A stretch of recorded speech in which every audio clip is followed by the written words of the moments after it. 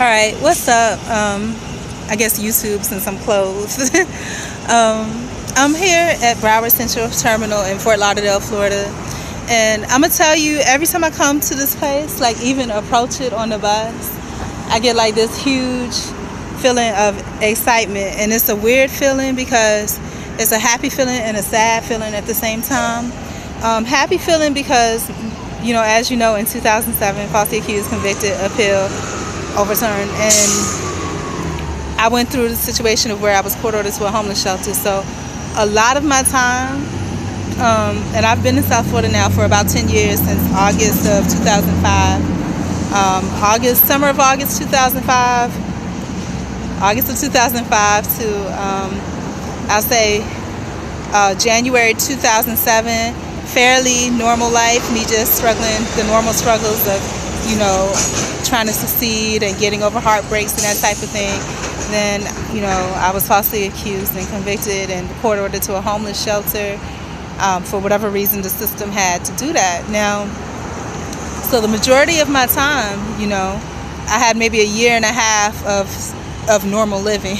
Majority of my time from January of 2007 until present has been a slow decline, because they were socializing or acclimating me to the way of, the shelters and the system and all those different types of things.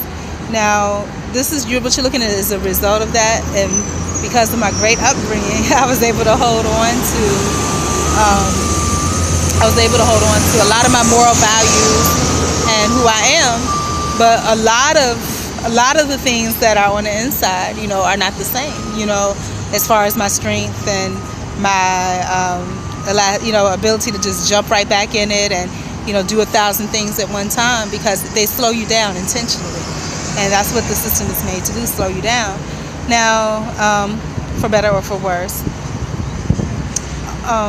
The situation that I'm in now, like I said, reason that I feel this way, I feel this weird feeling of happy and sad at the same time. Great happiness when I come here because this is all that I've known, for the most part since I've been in South Florida. At the Central Terminal, there's so many different types of people. You see homeless people just out. You see people that are in between, like, boarding housing, drug programs. It's all here. Everybody that passes through here has been through the system in some way or form. Now, the sad part is because, if before, it would be the only people that would know me was the homeless people. Nobody else knew me. And the homeless people didn't know who I was, the type of person I was. All they knew was I was in that situation, and because I was different, I was odd, meaning that maybe I didn't use the same words or behave the same way, So that's all they knew, that I was a nice girl. I tried, but I didn't have any friends.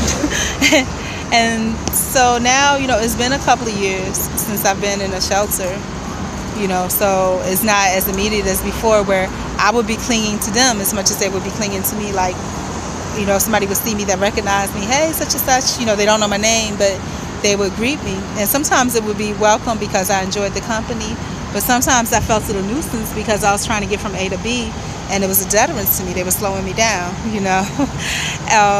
Then there were times when, I'm feeling lonely or distraught, and, I would speak to these people because that was all I had. Now, coincidentally, recently I did a search on YouTube for loner, and I saw some pretty funny but very real parodies of loneliness, done to some clever music, some current music, and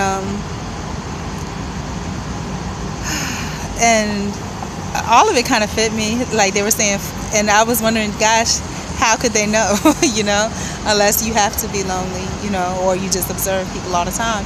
But food is my best friend.